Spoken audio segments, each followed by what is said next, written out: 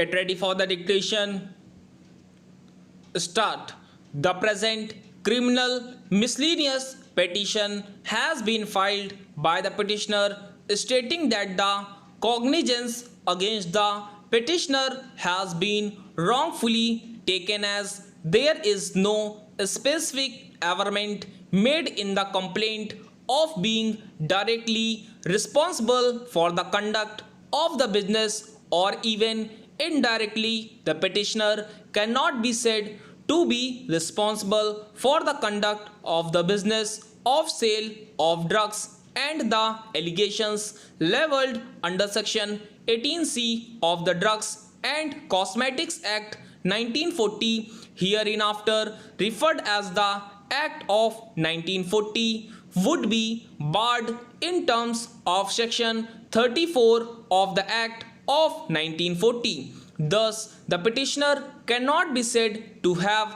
committed any offence, and therefore it is prayed that the cognizance of offences under section 18C and 27B second of the Act of 1940, wide order dated 30/10/2014, taken as against him be quashed. Learned Counsel submits that the petitioner challenged the order dated 30/10/2014 in a revision which has been wrongfully rejected by the Learned Additional District and Sessions Judge number 10, Jaipur Metropolitan, Jaipur, wide order dated 27/4/2018. Counsel relies on State of Haryana versus Brijlal Mittal and others reported in 1998 CRI LJ 3287, Ashok H. Maheshwari and others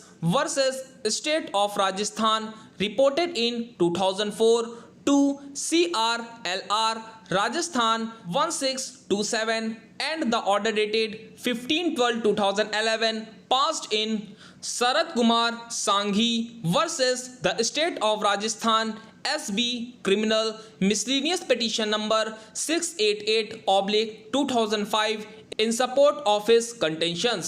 Per contra, learned public prosecutor submits that the petitioner would come within the ambit of being responsible to the company for the conduct of its business, and would thus be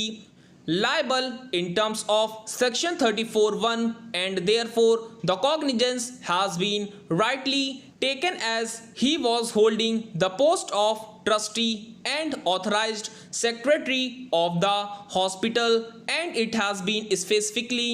averred that he was responsible for the administration of the hospital. I have considered the submissions in State of Haryana Supra, the apex court, while considering the case in relation to the Act of 1940, has observed as under. Nonetheless, we find that the impugned judgment of the High Court has got to be upheld for an altogether different reason. Admittedly, the three respondents were being prosecuted as directors of the manufacturers with the aid of section 34(1) of the Act, which reads as under. Where an offence under this Act has been committed by a company, every person who at the time of offence was committed was in charge of and was responsible to the company for the conduct of the business of the company, as well as the company shall be deemed to be guilty of the offence and shall be liable to be proceeded against and punished accordingly, provided that nothing contained in this subsection shall render any such person liable to any punishment provided in this Act if he proves that the offence was committed without his knowledge, or that he exercised all his due diligence to prevent the commission of such offence.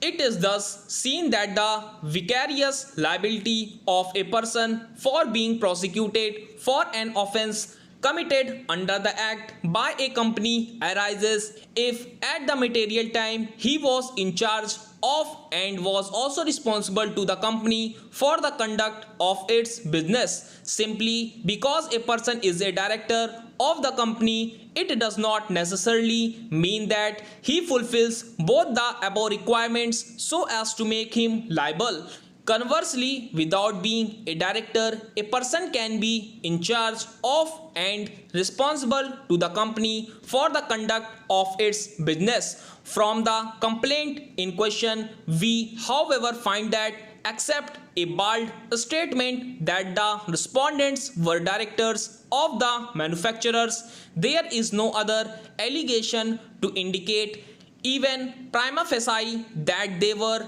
in charge of the company and also responsible to the company for the conduct of its business. Stop.